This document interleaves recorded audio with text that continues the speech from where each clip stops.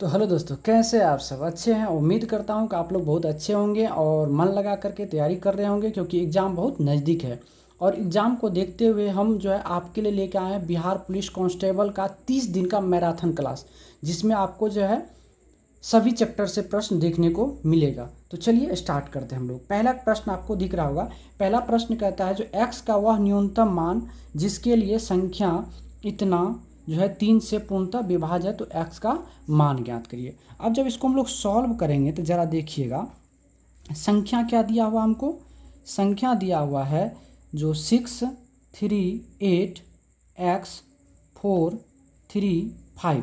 अब ये क्या कह रहा है, यह 3 से क्या पूर्णतः विभाज्य है। तो 3 से विभाज्यता का नियम क्या कहता है, जो अंकों का योग जो है क्या होना चाहिए, 3 का गुणज। तो देखिए 6, 3, 9 खत्म हो गया।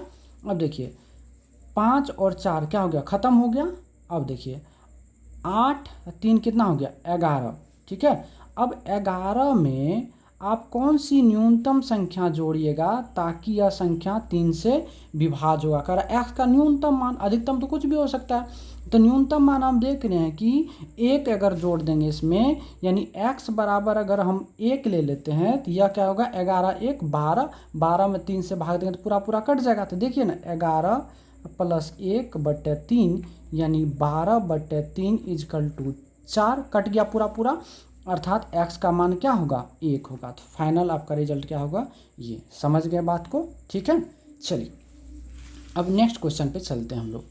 नेक्स्ट क्वेश्चन क्या कहता है, करा निम्न में से वह कौन सी संख्या है जिसमें 20 जोड़ने पर इतना यानी 18, 56 और 42 से पूर्णतः विभाज्य हो जाएगा।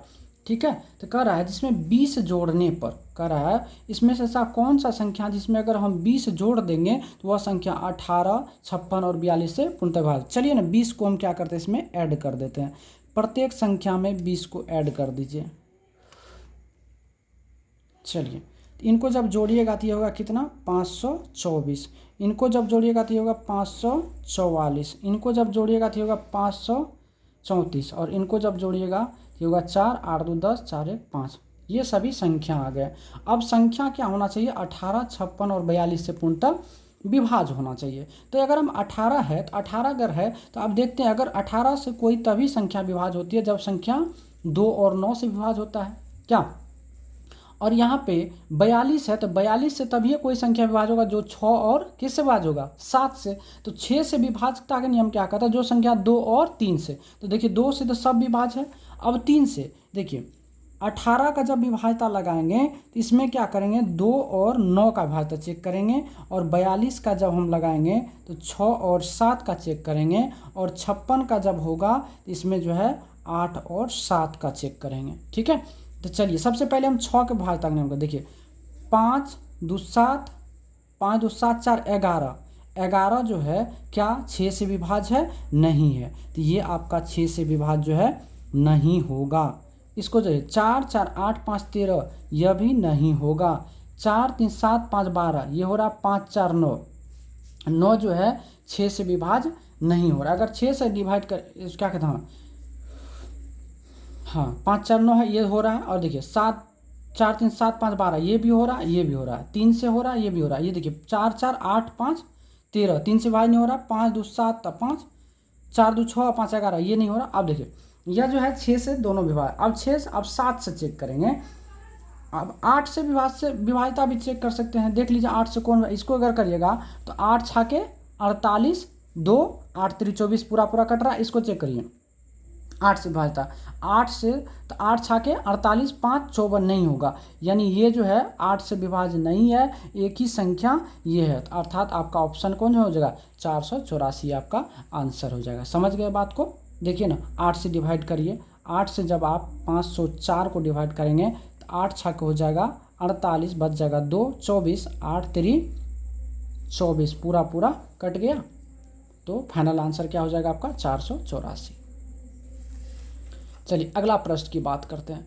अगला प्रश्न कर रहा है, वह छोटी सी छोटी संख्या क्या होगी जो संख्या इतना इतना से विभाजित करने पर प्रत्येक शेषफल 1 बचता है। वह छोटी से छोटी कौन सी संख्या जिसमें जो है इतना से विभाजित करने पर प्रत्येक दशा में 1 शेष बचता है।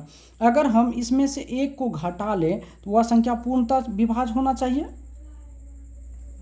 चलिए इसमें से 1 घटाएंगे तो कितना होगा 360, इसमें से 1 घटाएंगे तो कितना हो जाएगा 358, इसमें से अगर हम 1 घटाएंगे तो कितना हो जाएगा 180। अब चलिए अब इसको चेक करिए, तो यहाँ से कह रहा 8, 9 और 10 से, तो 9 से विभाज्यता का नियम क्या कहता है, सभी अंकों का योग जो है 9 का गुणज होना चाहिए। देखिए 9 5 14 3 17, ये 9 से विभाज्य नहीं होगा, 6 3 9 होगा, 5 3 8 8 16, यह भी 9 से विभाज्य नहीं होगा, 8 और 9 1 9, ये दोनों होगा। अब 2 ऑप्शन फंस जाता है, तो अब इसमें क्या कर रहा है 10 से, तो 10 से देखिए ये भी विभाज्य ये भी विभाज्य, चलिए ठीक है। उसके बाद 9 से ये भी विभाज्य ये, अब 8 से विभाज्यता का अगर चेक करें तो 8 सौ के 32, 4 8 पंचे 40, ये भी कट रहा, 8 से इसको करिए तो 8 दूना 16 2 20, 8 दूना 16 2 20, 8 से भाग नहीं हो रहा इसलिए ये नहीं होगा, आपका आंसर हो जाएगा 361। ठीक है, तो 9 से विभाज्यता का नियम कह रहा है, यानी 9 से विभाज्यता, 9 से विभाज्यता का नियम कहता है जो अंकों का योग, यानी अंकों का योग 9 का गुणज, 9 का गुणज होना चाहिए। ठीक है, चलिए समझ गए होंगे। नेक्स्ट प्रश्न की ओर चलते हैं हम लोग। चलिए अगला प्रश्न आपको क्या कह रहा है, जो इतना पर पावर इतना और इतना पावर इतना में इकाई अंक ज्ञात करना। तो इकाई अंक अगर ज्ञात करना है तो देखिए इसमें जो है केवल हमको इकाई अंक, तो 7 पे पावर यहाँ क्या है 45 गुना, इसको क्या लिख सकते हैं हम 8 पे पावर 73।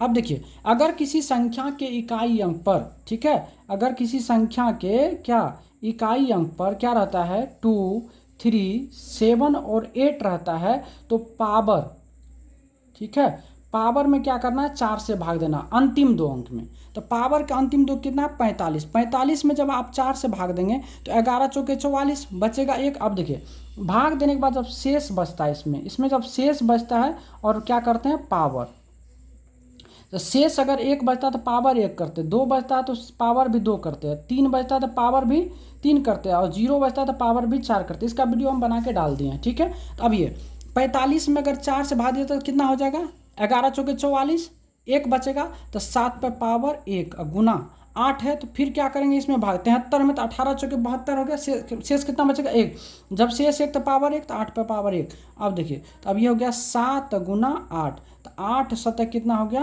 56, 56 का क्या हो गया 6, ये आपका आंसर हो गया।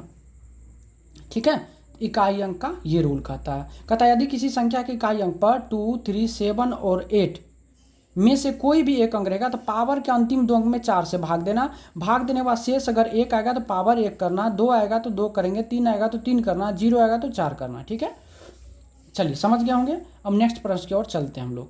अगला प्रश्न कहता है जो उन संख्याओं का गुणनफल ज्ञात कीजिए जिनके महत्तम समावर्तक और लघुत्तम समावर्तक क्रमशः इतना है। तो आप एक चीज़ पढ़े होंगे जो क्या होता है, यानी पहली संख्या गुना क्या दूसरी संख्या बराबर क्या होता है लॉसा गुना मशा।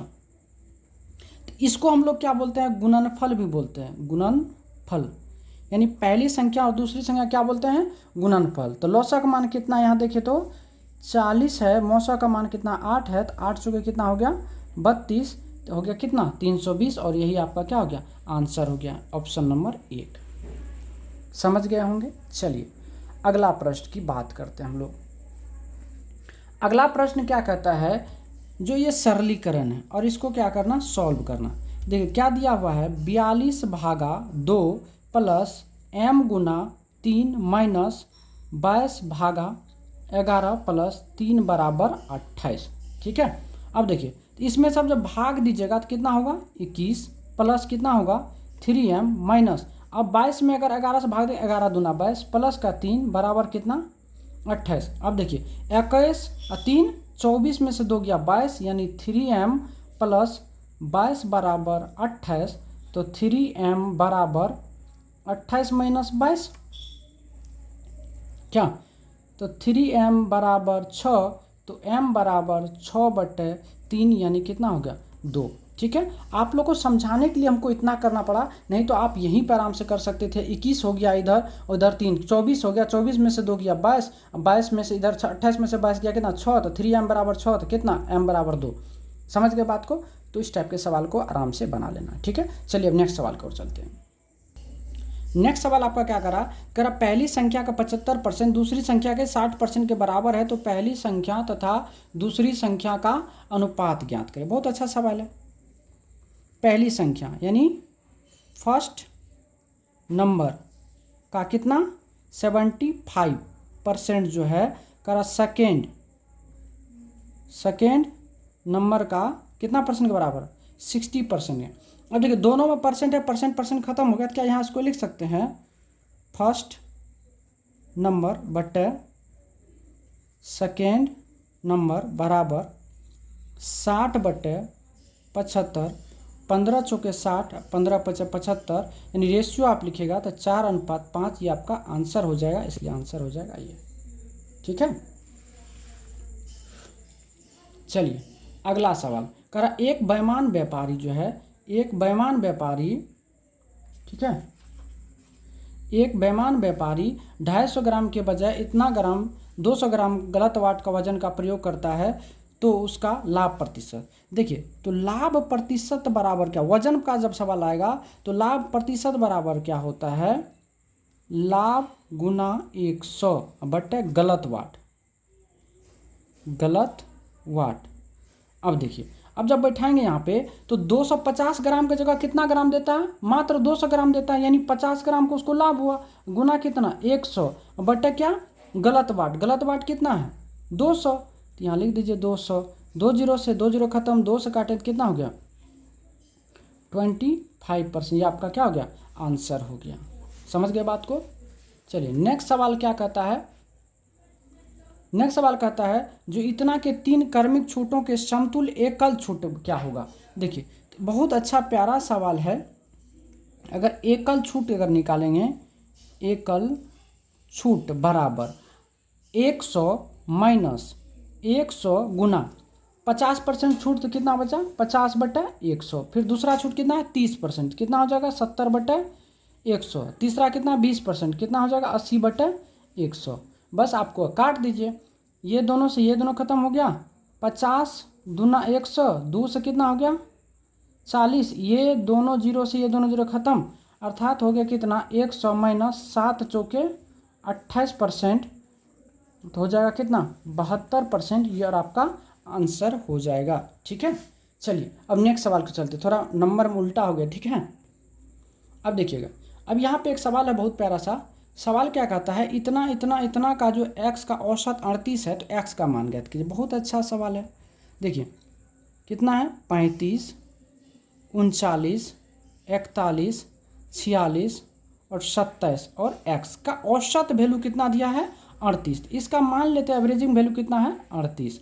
अब देखिए ये 38 से कितना कम है तो माइनस का 3, ये 38 से कितना अधिक है प्लस का, ये कितना है प्लस का 3, ये कितना है प्लस का कितना 8, और ये कितना कम है माइनस का कितना 3, 8, 11। अब इसको सभी को जोड़िए, -3 से +3 खत्म हो गया, 8 और 1 कितना हो गया 9, 9 में से 11 गया, यानी 9 में से 11 का कितना गया -2। जब माइनस आता, जब 1 का मान निकालना होता है, जब माइनस आता है तो क्या करते हैं जोड़ते हैं, तो यहाँ से लिखेंगे x बराबर 38 + 2, यानी x का मान कितना है 40, और आपका क्या है आंसर है। समझे बात को? चलिए अगला सवाल देखिएगा। अगला सवाल कहता है क्या, जो यदि ए बी यानी A/B 5:8, B/C बराबर इतना, उसके बाद कर A/B/C ज्ञात करना। तो बहुत अच्छा प्यारा सवाल है। यहाँ देखिए A लिखेंगे, B लिखेंगे, C लिखेंगे, जिसके जो दिया उसके सामने लिखिए। A/B 5:8, यहाँ लिखेंगे 5:8, उसका B/C 4:7, यहाँ 4:7 लिख देंगे, और यहाँ पे क्या करेंगे डैश मार देंगे, ठीक है। अब आइए, अब देखिए यहाँ घर खाली है, मान चलिए सी के यहाँ अगर आग लगता है तो पहले बी पहुँचेगा किए, तो पहले बी पहुँचेगा, तो यहाँ बी को पहुँचा दीजिए। अब मान के चलिए यहाँ पे ए के घर पे आग लगता है तो पहले बी की पहले सी, तो पहले बी पहुँचेगा, तो यहाँ से 4। अब इसको गुना करें, 4 पंचे कितना हो गया 20, 8 चौके कितना हो गया 32, 8 से कितना हो गया 56, अब ये अनुपात हो गया। अब इसको काट दीजिए। अगर काटिएगा तो 4 से ये कट रहा है, तो 4 पंचे 20, 4 अठे 32 और 14 चौके 56। ये फाइनली आपका आंसर हो जाएगा। समझ गए बात को? चलिए अब नेक्स्ट सवाल आपका। नेक्स्ट सवाल क्या कहता है, जो चतुर्थ अनुपात यानी चौथा समानुपात यानी चौथा समानुपात, अगर चौथा समानुपात की बात आती है तो क्या होता है, चौथा समानुपात बराबर होता है b गुना c बटे a। चौथा समानुपात बराबर क्या होता है, b गुना c बटे a। अब देखिए a बराबर कितना है 3, b बराबर 7 और c बराबर कितना है 15। तो निकाल दीजिए। तो b तो 7 गुना कितना 15 बटे 3, 3 से काटेंगे 3 पचे 15, तो 7 पंचे कितना हो गया 35, और ये आपका आंसर हो गया। तो दोस्तों आज की कथा को हम लोग यहीं रखते हैं। अगर हमारा वीडियो अगर आपको तनिक भी अच्छा लगता होगा तो प्लीज़ लाइक कमेंट शेयर ज़रूर करिएगा और अपने दोस्तों को भी ज़रूर भेजिएगा। ठीक है, तो आज की कथा को हम लोग यहीं समाप्त करते हैं। धन्यवाद।